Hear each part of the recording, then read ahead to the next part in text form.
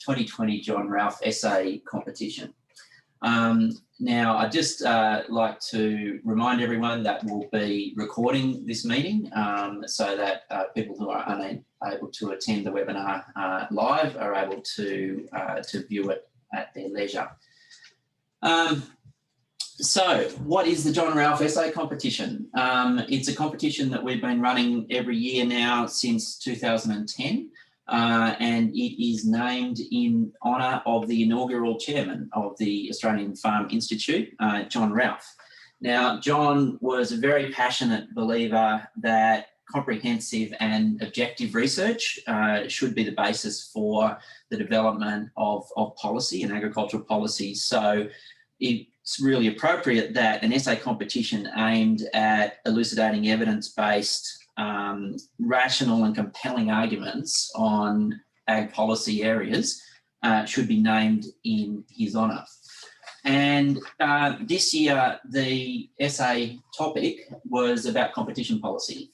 And, you know, I'm sure that anyone joining into this webinar would be doing so because competition policy is one of those those policy areas that inevitably generates a lot of discussion, sometimes a lot of heat, a lot of passion about whether it's working, what the appropriate path is, and what the best set of policy measures and regulations are to achieve fair and appropriate competition and markets for Australian agriculture. The specific question that we asked for this year was, are competition measures delivering a fair go for farm businesses? And the reason that we used that specific set of language was that 5 years ago, the Agricultural Competitiveness White Paper specifically used that language, talking about a fair go for the agricultural sector in introducing some policy and some structural change and some changes to the ACCC with the introduction of the Agricultural Division, all aimed at delivering a fair go to Australian farm businesses. So we thought we'd ask the question 5 years down the track after that white paper was released and those changes were made. Has it worked? Are competition measures delivering a fair go to farm business? And we were absolutely delighted with the number of really high quality entries that we had into the essay competition this year. And today we've got some of the finalists and the two winners. And so I'd like to start by congratulating Ash Salardini, who was the winner of the open essay competition. And Ash, if you might introduce yourself and just talk really briefly about what your essay was about. Thanks, Richard. And firstly, I'd like to thank the AFI for this opportunity and also selecting a very important topic to discuss. I'm Ash Salardini. I'm the Chief Economist at the National Farmers Federation. And basically, the premise of my essay was whether around competition worked for farmers, and the answer is a definitive no. The reasons for that was around the fact that farmer bargaining power was dismantled by competition policy, but other sectors were allowed to consolidate farm inputs and people who buy farm produce. So, for example, supermarkets, where two players have 70% of the market and four have 90% of the market. And basically, there's a lot of squeezing of margins outside of what a competitive market would dictate. So therein lies a problem. The next question was really around, can competition work? And the answer was yes, definitely it can. Just because it's not working in ag doesn't mean it doesn't work. So if my car breaks down, I don't draw the conclusion that all cars don't work. I just fix my car. So then the question becomes how? And I guess there's a three-pronged approach here. The first one's around ensuring price transparency and visible market information. And I think we're doing a good job now in terms of standard contracts, mandatory codes, and unfair contract provisions. The next step is around behaviours, and that's around, for want of a better term, stopping shitty behaviours that appropriate margin, but actually aren't in keeping with a normal commercial transaction. The example I'd give is when a processor asks for transaction data, input data, to then squeeze the margin of the farmer. That's not a normal commercial dealing. That is something very different.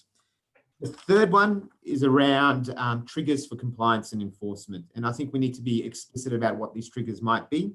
And I think market structure is one, so the level of concentration. Market behaviours are the other one, so what kind of behaviours have been exhibited in that market. And the final one is around market outcomes. Are the prices in keeping with what we think a competitive market would deliver? We have 2 out of 3 of those things being a concern, probably needs investigation. We have 3 out of 3, probably needs intervention. And I think in food supply chains, we're at that intervention stage. So that's sort of the nutshell sort of overview of the essay. Thank you. Thanks, Ash. Next up, I'd like to introduce Michael Wellington, who was the winner of our novice competition. So each year we have 2 divisions in the competition, an open category, open to everyone, obviously, as the name suggests, and a novice category, which is aimed at student entries. So, Michael, if you could just introduce yourself again and briefly explain the main points of your essay. Thanks, Richard, and I'll echo Ash's thanks to the AFI for running the essay competition and providing us with a thought-provoking topic. So, Michael Wellington, I'm a PhD student at the ANU in Canberra. I'm working on agricultural development in Africa, hoping to get there if possible. And prior to that, I was a farm business consultant based in Toowoomba, after finishing an ag science degree at the University of Queensland. So my approach to the essay was based on 4 main areas that the agricultural competitiveness white paper addressed. The first of the 4 areas was fairer competition for farm produce, and I dealt with all 4 areas fairly superficially. I used the example of horticulture for fairer competition for farm produce and evaluated the cooperatives and collective bargaining model that came out of the white paper and found some positives, but also some room for improvement. Second area was better regulation, which was quite a generic area of the white paper, but I used water markets as an example. I think the white paper itself addressed electricity as well, but found a real dire need for better regulation of water markets. Third area was better tax systems, and I realised that tax systems might normally fall out of competition policy, but I made the argument that a lot of the existing tax systems brought up in the white paper had an anti-competitive effect and therefore were worth discussing in terms of competition policy.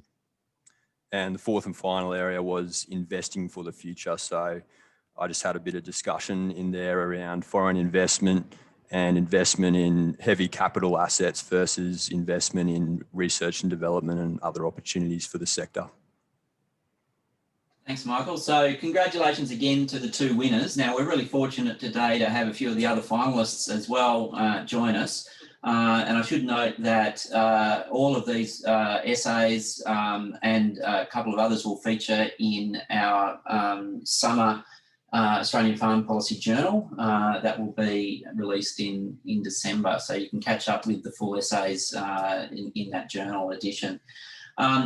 So if we go through some of the other finalists now, and one of the things that was really pleasing to us this year is that we did have a real diversity of views.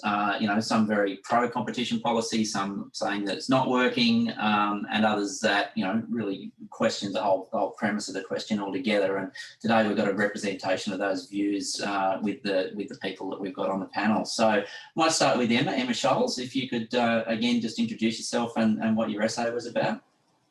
Yeah, thanks, Richard. So my name's Emma Scholz. I'm a farmer, educator and researcher from southern New South Wales. So I started from the premise that a thriving marketplace really requires all participants to be engaging in competitive practices, and that applies all along the supply chain. So it's certainly important to address anti-competitive practices in large industry players, but I focused more on how policy and resources could best be directed to supporting development of pro-competitive practices in farmers and farming businesses. And I looked at the context of the recent review of the Australian Agricultural Research, Development and Extension Framework, and really saw that as an opportunity for a paradigm shift to meet that developmental need. So through creating an interdisciplinary, cross-sectoral, collaborative ecosystem of really social and economic as much as technical and scientific innovation, and really driven by the practical, complex and emerging issues that farmers and farming businesses are facing. So in those sort of circumstances, we then see competitive farming businesses that can utilise or else find ways to access the skills and expertise that they need to set their course and really respond in flexible and agile ways to the diverse and challenging opportunities that they come up against. Thanks, Emma. Danielle. Thanks, Richard. I just want to start today by acknowledging country. So I'm speaking today from Darkinjung country. My name is Danielle Captain-Webb. I'm a Wiradjuri Gomeroi woman. I'm a criminal solicitor and I'm also a third generation poultry meat farmer. So my essay that I wrote was quite specific. I discussed the poultry meat industry and what I looked at essentially with this was whether or not the competition measures are delivering a fair go for the poultry meat industry on the urban fringe. So I look at from Sydney up until the mid-north coast for poultry meat farmers. So I started by looking at the history of the chicken meat industry. And then I looked at the repercussions that the chicken meat industry has had over this time.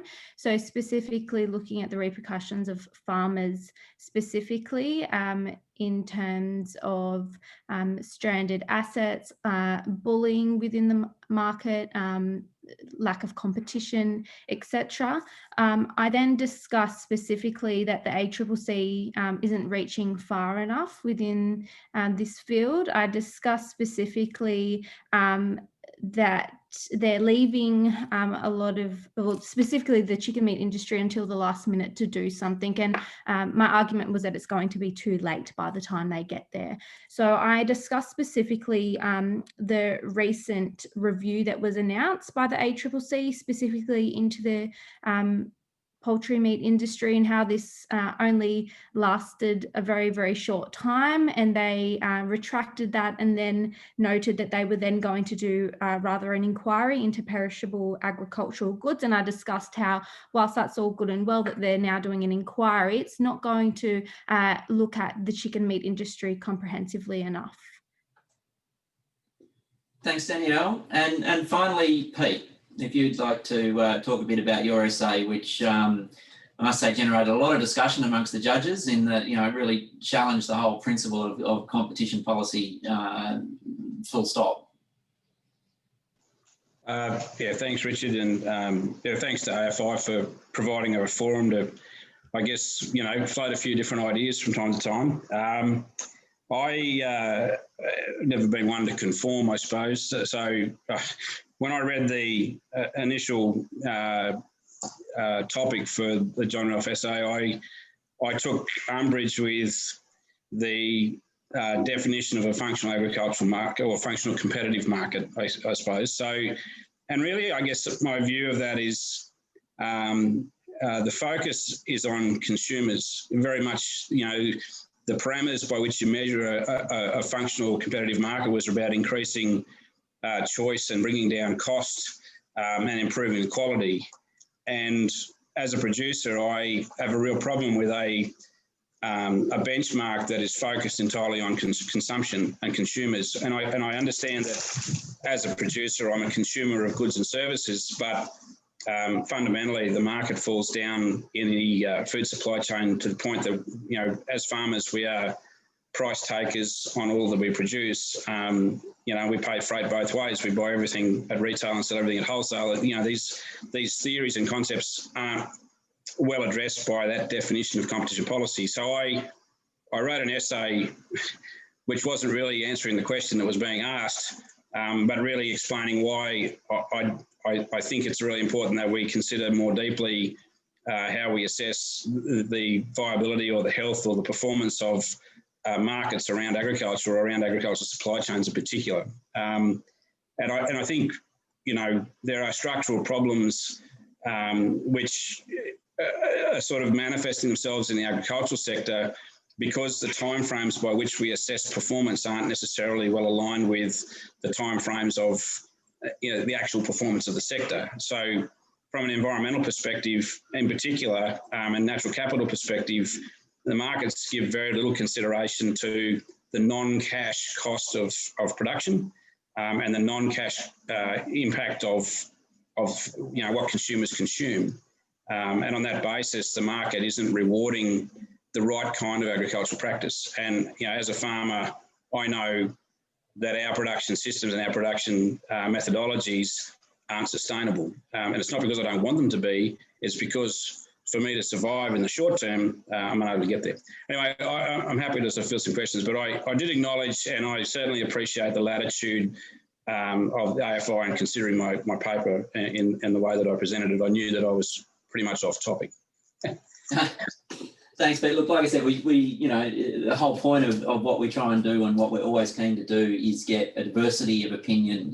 We're certainly not keen on groupthink, and we like to be challenged. That's the whole point of the competition in many ways. So, look, I'll just remind everyone that's participating in this webinar, we'll hopefully have a little bit of time at the end for some Q&A. Jump on the Q&A function in the toolbar at the bottom if you want to put some questions in. We might start just by revisiting the question a little bit around are competition measures delivering a fair go for farm business in the discussion that we're going to have now. And that concept of a fair go, it's a common terminology in the Australian language we use all the time. We understand that everyone should be getting a fair go, but what is a fair go in relation to agricultural markets and the systems that farm businesses participate in? And I might start with the farmers on the panel in answering this. And I might start with Danielle, given that you're participating in an industry, the chicken meat industry, I guess, that has really been complaining quite vociferously recently about the conditions in the chicken meat markets and not being fair. So perhaps you might sort of start with what you think a fair go would look like. So for me, I think the rhetoric around fair go generally goes back to opportunity. But for me, looking at it through the lens of the poultry industry, it's just and fair outcomes and treatment. And I think for me, it would mean that there is a mandatory code within the poultry meat industry. It allows farmers to be treated on the same basis. Currently, the industry, it has become monopolised, and that means that the processors have a lot of the power. And I'm not just going to throw the processors under the bus here, because I know that it's not always them that are dictating the outcomes for the farmers. Their hands are tied, because it does obviously go up to the level of the supermarkets, but there is some treatment which to the farmers which isn't equal, and it's a lot of it is done in a way that pushes the farmers down and doesn't allow them to see their potential, while the processors are growing their business. So I'll keep it nice and short and stop there. I hope that answers your question. Emma, what do you think a fair go would look like? Yeah, so look, I mean, a fair go is a bit like beauty. It can be in the eye of the beholder. And we all feel like we know it when we see it, or we know it's not happening when we don't see it. And that intangibility is something I think that makes it a bit attractive to politicians to bandy about, but I think that makes it really hazardous as a policy benchmark. I absolutely, Danielle mentioned the fair go and justice in the same sentence, and I think that absolutely justice has a place in the competition domain, but that maybe we need to move away from colloquialisms that maybe don't lend themselves to clarity and public discourse. Pete, what's a fair go? Just to be a contrarian again, Richard, I think the problem goes back a little bit further, and we haven't actually had a conversation that sensibly informs who you want doing the farming job and how you want them to do it. I mean, there's a lot of conflict around that sentiment. So until you answer some of those basic questions, how do we want the landscape managed and who do we want doing that, trying to work out what a fair go looks like is kind of irrelevant, because you know, if you want the system to be corporatised, then a fair go will squeeze all the little operators out, and it'll squeeze out family farming over time. And that may well be the objective that's desired. And certainly I see that current competition policy is driving that to some extent. There's rationalisation going on in the industry, and it's a problem.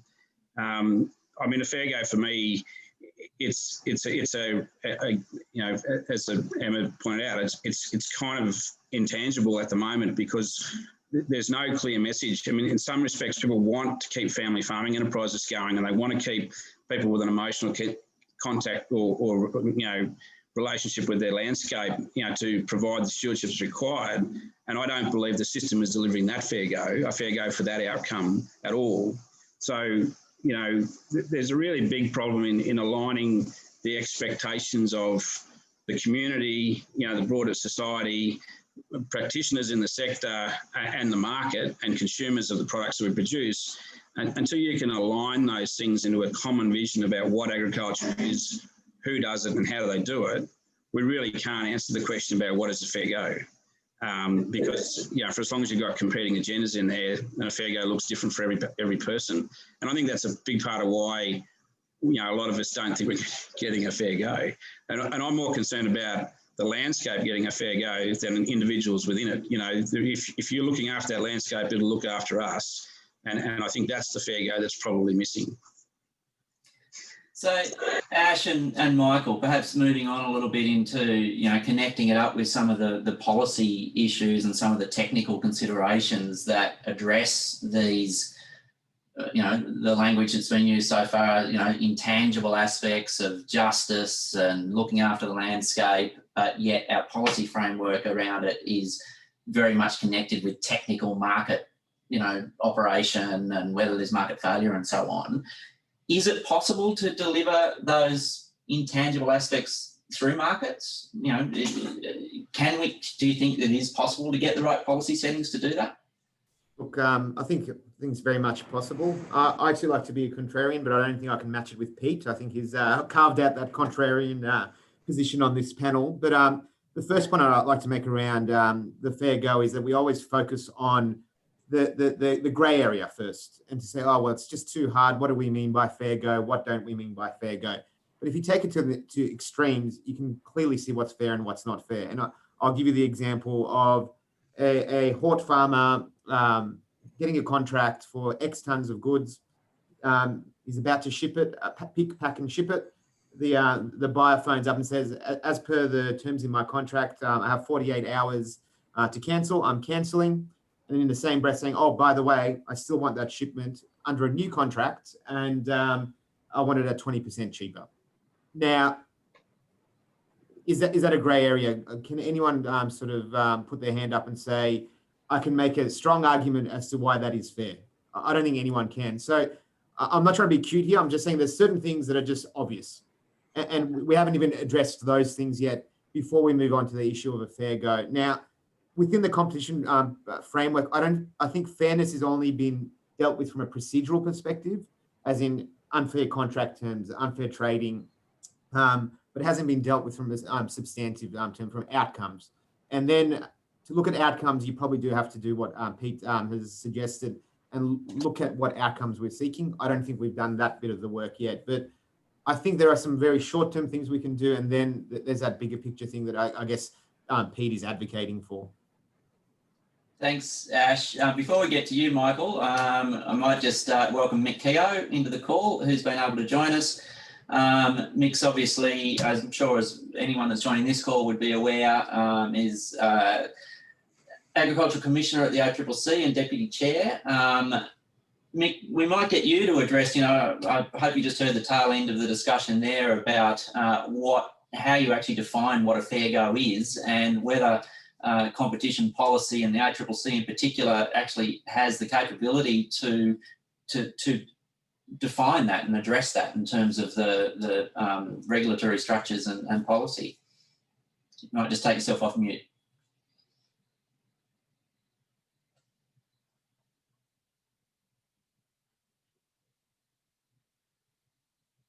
Mute, am I? You're all right now.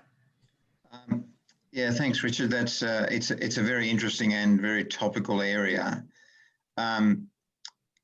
the existing Australian Competition and Consumer Act, in fact, has three heads of responsibility as far as the ACCC is concerned. One is consumer protection, the second is competition, and the third is fair trading.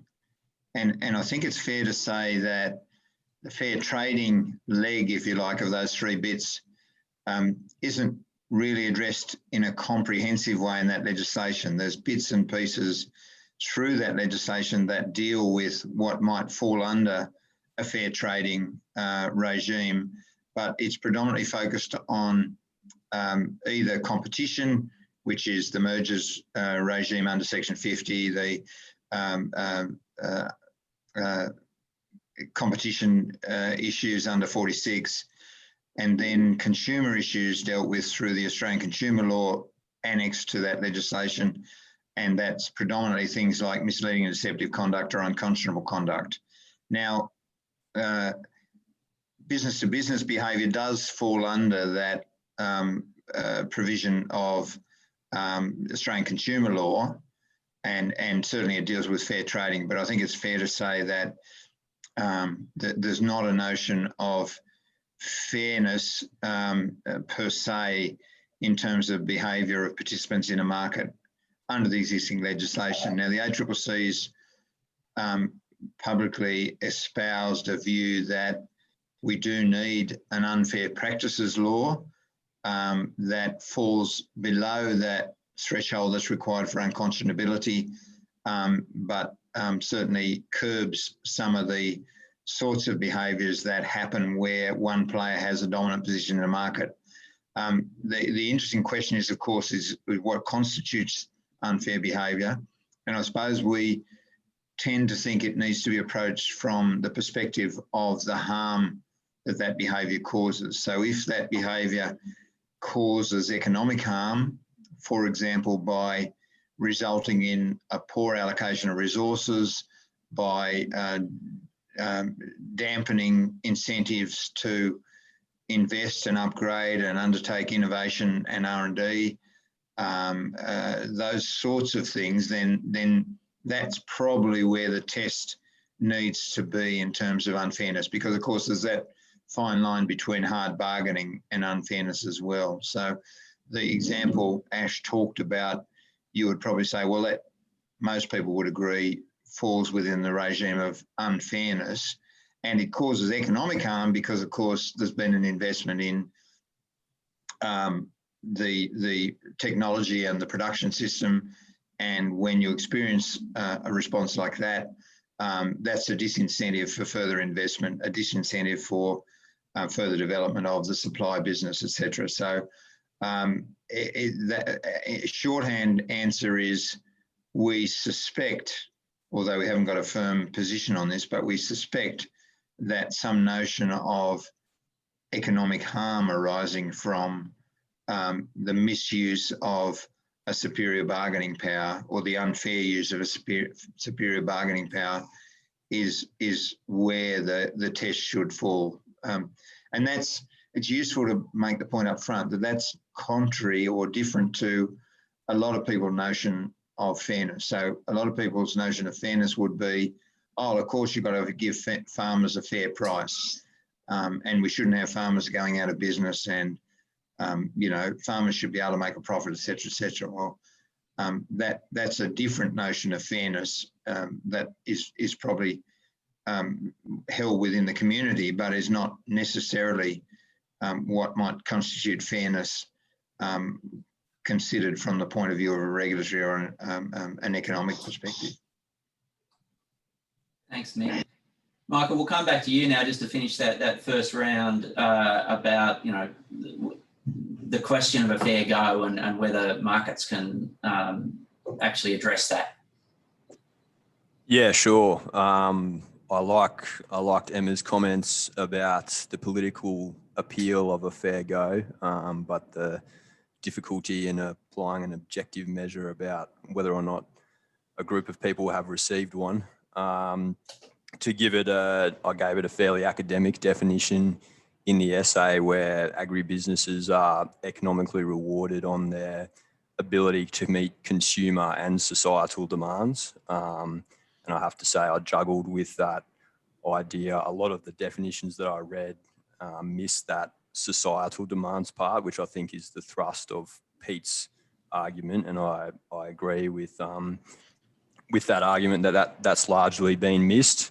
I think we've all kind of raised some critical areas where the consumer side of the argument, signals from the consumer are not making their way efficiently through to farmers. So as Ash has said, there's a lot to be done there. And I think Mick's just touched on that purpose and effects test that came through after the Harper review, where now we have to look at the economic and competition effects of any behaviour that comes in.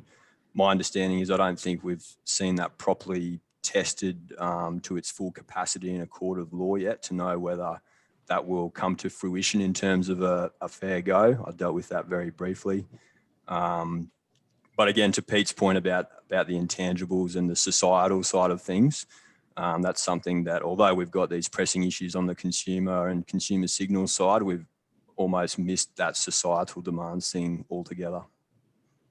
Yeah, look, we might circle back around to that and perhaps focus on that a little bit because, I think Mick talked about some of the changes that might be thought about or considerations about how you do get a concept of fairness into competition policy frameworks and thinking about how fairness can be reflected in some sort of economic harm. What about areas where there are not yet markets or certainly immature markets around things like natural capital, around, societal impacts and so on, where it's, going to be hard to determine whether there's an economic harm because there's no functioning market to begin with. How do we start? But there is a recognition, and perhaps we might start with Pete and then come back to Mick because he can expand a bit more on some of the themes in his essay about where if there's a belief that the broader economic and competition policy settings are contributing to natural capital decline and so on, how do we address that without a market there to give those signals and an indication that things are going wrong? So you want me to have a go at that? Yeah, Yeah, okay. I guess that's the cost of being a contrarian. You've got to defend yourself a bit. Look, I think one of the biggest issues that I see is that we've got, we can measure non-cash costs. We can measure it. We can see it. Producers observe it all the time. We see declines in productive capacity landscapes. Once new country is more productive than older country. There's an initial surge, and then there's a plateau, and then there's a maintenance cost that comes in. It's not reflected in the market at this stage. It's not reflected in agricultural land values at this stage. It's really difficult to see that. So I would argue that that's actually market failure. And you said there's no market for it.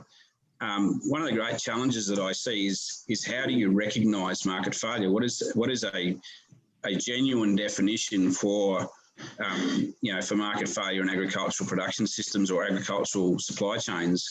And for me, it's absolutely fundamentally about the time frame over the time frame over which you measure the impact of your activity. If you look at it in the short term, you can't detect it. It's really hard to measure that from one season to the next. But if you measure it over a long enough time frame, it's actually really easy. It's much more stark and easy to measure.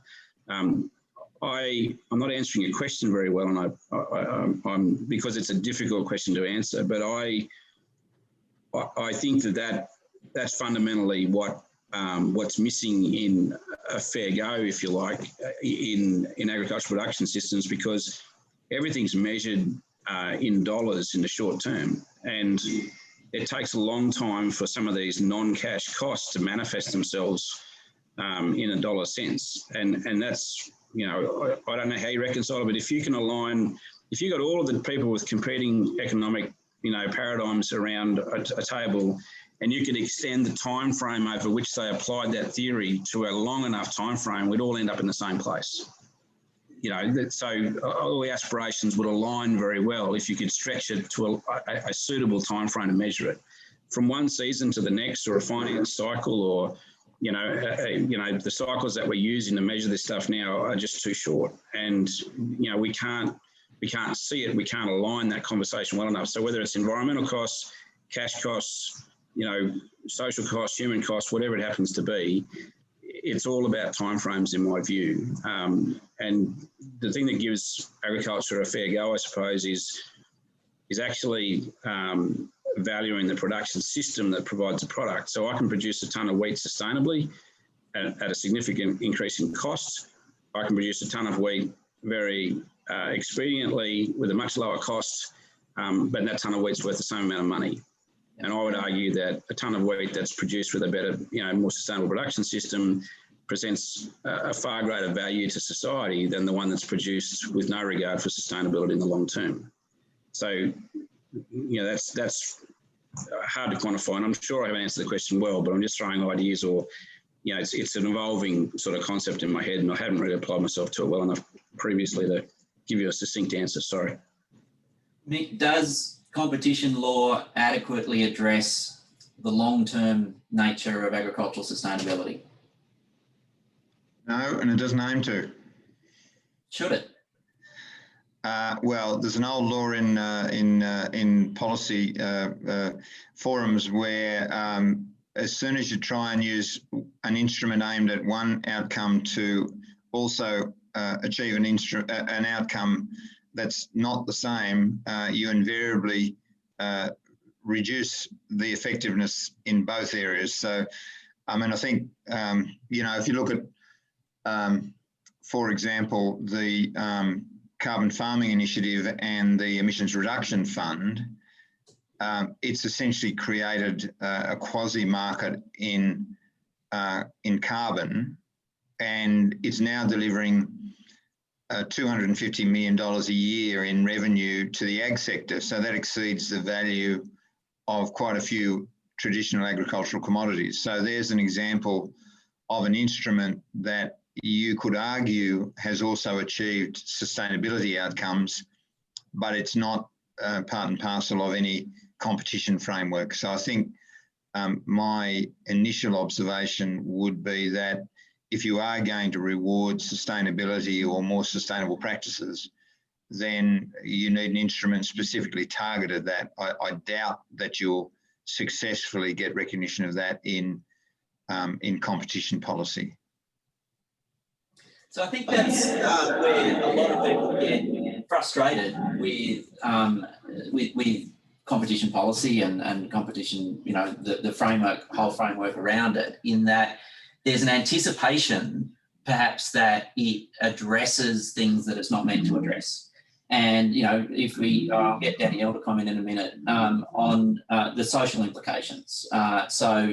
You can look at how broader economic and competition policy settings are, contributing to pressures for consolidation.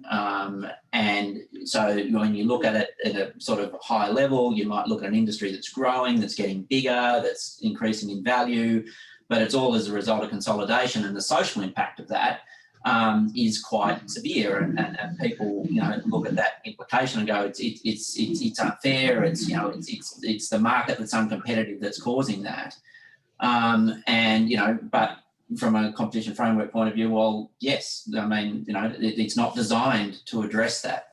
Danielle, do you want to just comment first on that in terms of the chicken meat industry and your experience there, and then we might come back to Mick again. Thanks, Richard.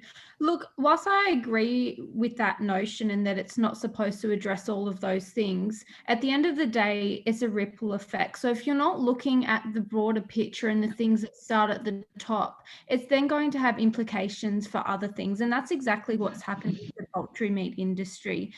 You look at the consolidation of the market, the lack of competition, which is at the end of the day squeezing the poultry meat farmers. Examples of that is you've seen the consolidation of the market, which has then within my area led to two key players within the poultry meat industry. They then they have the keys pretty much to dictate to an extent how the farmers are treated. We're seeing a lot of things with unfair contract terms, that there is bullying that exists within the industry. We're seeing farmers losing contracts, and we're seeing farms left with nothing else to do. A lot of poultry meat farmers at this point in time are putting quite a lot of money into their farms to upgrade them to keep up with the demand of the processors, and they're not getting the returns for that investment. And what's happening is they're then going into a lot of debt. So when we have these two key players who dictate how the industry runs, if they're not getting contracts from either one of them, it's extremely hard for them to keep their, to have their business if they're not getting the contract. What happens then is that they're left with no contract, they're left with these stranded assets, and it's also very expensive for them to then go and look at transferring to another industry, because they have these purpose-built sheds. So I think that, I suppose in answering that question, I do think that there is, a high level need to be looking after these industries, so that when we look at the ground level bullying and I suppose outcomes that farmers are seeing, we're looking at, well, why is this happening? And it goes back to the top. That's my personal view. Mick, social outcomes in relation to the broader aspects of competition policy and economic settings.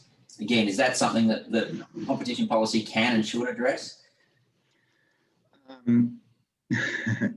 Probably, again, I'd give a similar answer, although I have to qualify it a little bit. So, interestingly enough, when it comes to exemptions from competition policy, for example, in allowing exemptions to enable collective bargaining by chicken producers, the test is what's referred to as a net public benefits test. So in other words, in that situation, in considering whether or not to give an exemption, we have to look at it from the point of view of a ledger that adds up all the benefits and all the detriments and comes to a decision in relation to what the net outcome is. Of course, that doesn't apply more generally to the competition issues under Section 46 or Section 50. They're very much focused on competition and whether or not the competitive process is maintained. And similarly, in relation to, for example, the unconscionable conduct provisions under the Australian Consumer Law, it simply deals with the conduct, not some of the broader consequences of that, although obviously they come into consideration. And there, courts have set a very high threshold. So we've had a number of cases recently, for example, where most people, I think, would have considered that the behaviour was sufficient to be considered unconscionable, but the courts didn't agree. So when you turn to the chicken meat industry, that's the challenge you face, that the existing regulations and legislation in terms of competition don't seek to redress a situation where competition is poor.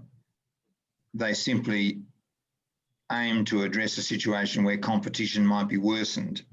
So where the status quo is already poor competition, the competition laws really don't have any impact there. So that's where the notion of an unfair practices and unfair contract terms and those sorts of things come into play. As you might be aware, the unfair contract terms law has been in place for some time, since 2016. We've had some success with that, but the way the legislation works is there's no penalties, and so it's not illegal to have unfair contract terms, but the court can make them void if a determination is reached. So that is something that we've argued, that is the ACCC has argued, by having a penalty and making unfair contract terms illegal, that would have a much greater deterrence in relation to those sorts of issues that arise that were just being spoken about. Then unfair practices would not so much deal with the nature of the contracts, but the behaviour of the participants in those markets if it were introduced and if it were established in a way where people could understand exactly what amounts to an unfair practice and what doesn't. So a few qualifications there, but yeah, there are gaps. I think the ACCC has been quite clear in saying there are gaps in the existing regimes, and we recognise that, but we're not a regulation maker, we're a regulation enforcer. So that's a qualification. Thanks, Mick. Look, it might change tack just a little bit. You did mention the role of collective bargaining and some of the exemptions that are there. We've also got a question in there in the Q&A about the potential role of farmer cooperatives in partly improving competitive performance of agricultural businesses.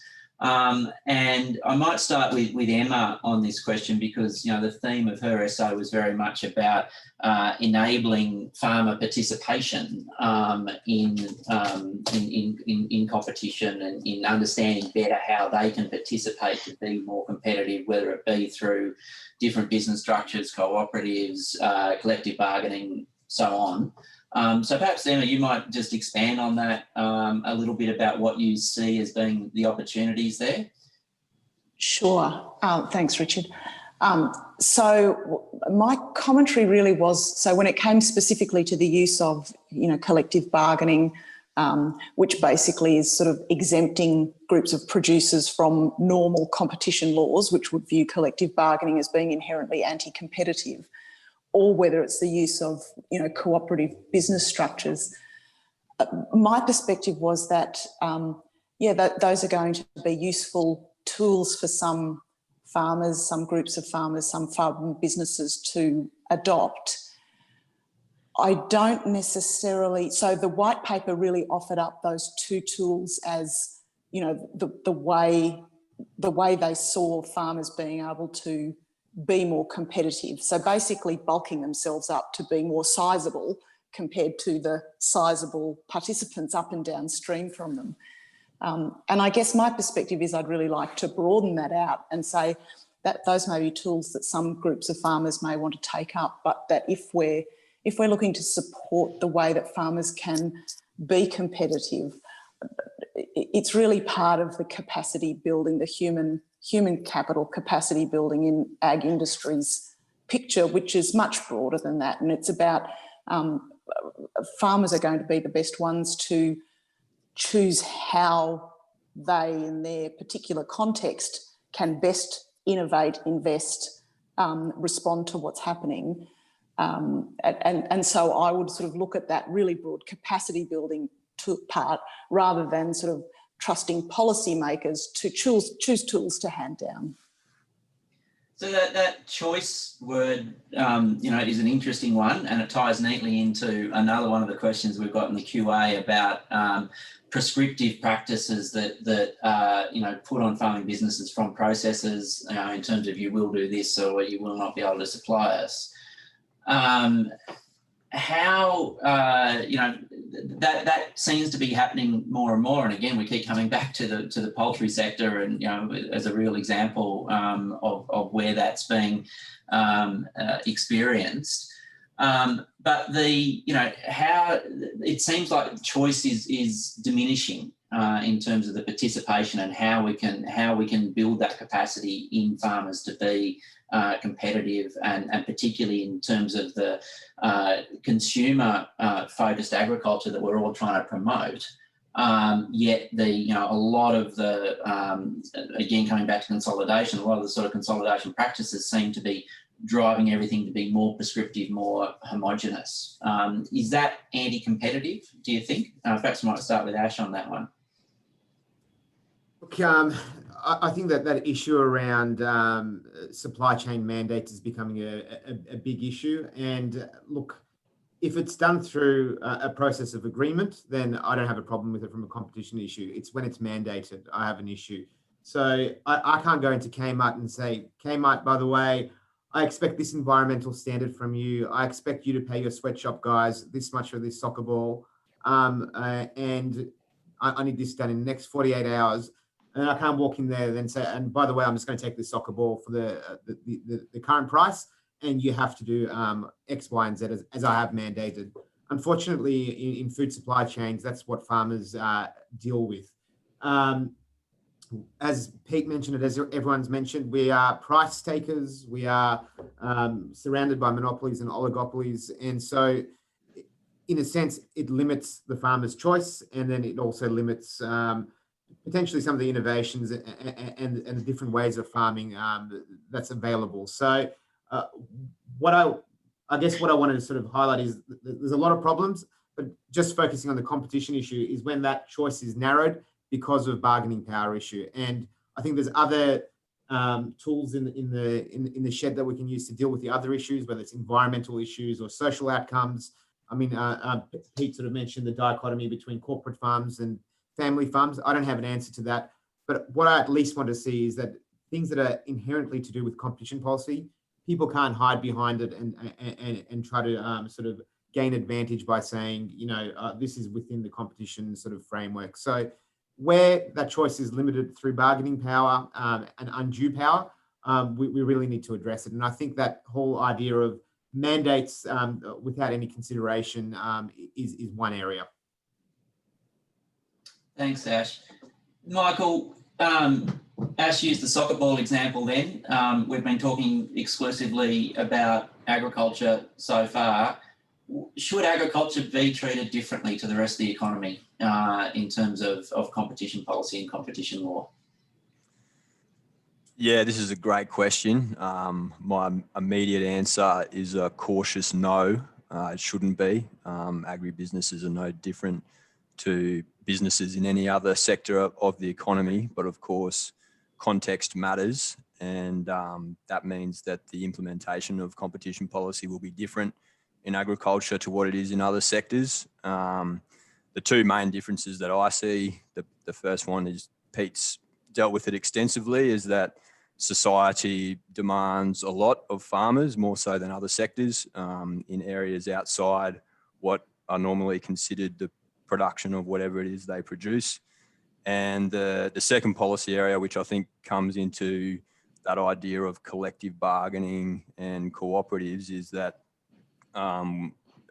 different to any other sector, the farm sector still retains, we've heard the issue of family farms, and still retains a lot of family farms and people who are fantastic at what they do in producing farm produce very efficiently, but perhaps haven't had the professional business management training that people in other sectors have had. So for that reason, competition policy, I think, has to consider that context. And while I agree with Emma that going forward, cooperatives and collective bargaining are probably not the sustainable way forward, I think there needs to be some support for professional business management, with the consideration that a lot of farmers are coming from a family farming background.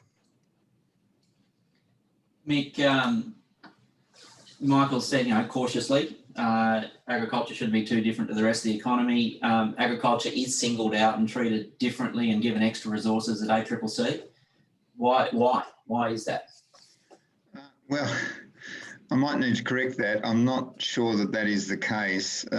We've certainly got a small business unit, we've got a consumer unit, we've got an energy market unit, we've got a competition unit, we've got a infrastructure unit, we've got quite a full range across the economy of, I guess, special purpose skills and knowledge, but then we also have a more general economy-wide perspective of a lot of our resources in terms of what they do. So they might look at a merger today in the agriculture sector, tomorrow in the energy sector, the day after that in the teleco sector. So yeah, I don't know that there's a special allocation. There's an identified allocation, but I don't know whether it's special relative to other sectors of the economy.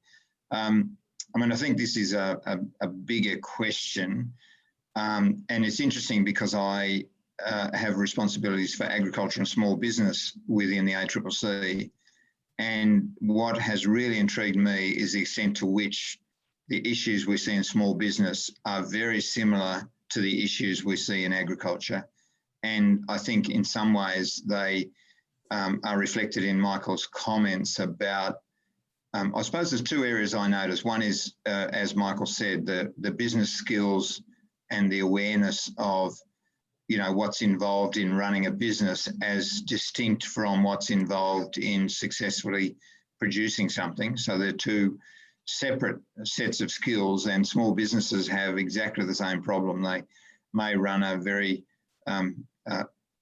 well-functioning and good product coffee shop, but they can still go out of business because they don't understand how to successfully run a business. So that's the observation that I see. I think the second issue, and this is a tricky one, is that quite often the tendency is to establish laws and regulations and assume that the two parties to a dispute will be able to take advantage of that when a dispute arises and they have to sort it out. And of course, the reality is that no small businesses, and I suspect virtually no farmers, would sensibly contemplate taking the other half, their business, the business that they operate with, to court where that business is a major multinational or a major national retailer. That imbalance is quite daunting, and that can be an issue that needs to be thought about in terms of how competition and codes and those sorts of things apply to small business and to agriculture, and in some respects balance up that imbalance so that both parties get some benefit from it. So that, I mean, I think that's a really challenging area, that access to remedies and fear of retribution and those sorts of things, they're so frequently brought up in small business and also in agriculture that, you know, I don't think agriculture is treated separately or somehow differently to the rest of the economy. I think it's a broader problem that applies across the small business sector, including agriculture. So, Ash, the experience in agriculture with some of the recent codes that have been introduced that try and, you know, introduce contracting terms that get past that fear, you know, that imbalance of power and fear of retribution in challenging contracts and so on. Have they been working, do you think? To a limited extent, yes, it has. So what they've done is, first of all, it's provided an element of procedural fairness. So, for example, contractual terms have to be clear, risk apportioned properly, price to be visible. These all are very valuable things for farmers, for any entity, in fact, so they can see what they're getting, what others are getting, what they're responsible for, what they're not responsible for, and knowing that that won't change. I think that's a very important sort of baseline to have. Where, I guess, is the next step, and I think is what most people potentially on this panel are looking for, is that substantive fairness, which comes from bargaining power, which is around, okay, so procedurally, this is all fair. You know, we've sat down, we all understand what's going on, but because of your position in the market, you can dictate whatever you want to dictate, and I have to accept that. And I think that's the bit that a code can't get over, but the code is very helpful in actually highlighting where these sort of issues might be arising, because the price becomes more visible, contract terms become more visible, risk apportionment becomes more visible. And by doing so, next time the ACCC does a study, these things are readily available. And then they can maybe assess, yes, there's a power imbalance here and it's been used unduly. So I think we are slowly getting there. But at the moment, I don't think we're sort of dealing with some of those substantive issues. Then the next step is broader issues that particularly Pete has raised. And to Mick's point, is that a part of competition law? Maybe some of it is, maybe some of it isn't. But I guess what our role is then to say, well, is there other shitty behaviours and poor outcomes we're having? Can competition policy address it? Yes, no. The answer is no. For us to package that up and deal with it under another head of power as well. So I think I agree with Mick, and then I think there's a next step there to then say, if competition policy can't address this, what can address this? And I think that's the next set of questions we need to sort of ask and then advocate for. Ash, that was I think a great place to finish. I think you've wrapped up a lot of the discussion really well. We've hit time at 1:30, and you know I think that sort of to summarise, you know, some cautious optimism about changes that have been made, but the need to really extend that much more broadly to deal with some of those more substantive issues around fairness that extend, you know, more broadly than single industry codes right across the whole agricultural marketplace. So thank you all for participating in the forum. It's always challenging to have an interesting discussion about competition policy. It's one of those areas that is, you know, as much as it affects everyone and as passionate as you can be about it, it's still, you know, often quite technical and difficult to talk about, but I've really enjoyed the discussion today. Again, congratulations to Ash and Michael for winning the two categories in the John Ralph Essay competition, to all the entrants and particularly the finalists. Please keep an eye out for the summer edition of the journal, which will have a collection of the essays which will be released in December. So thanks all for participating in the webinar today, and hopefully talk to you all again soon. Thank you.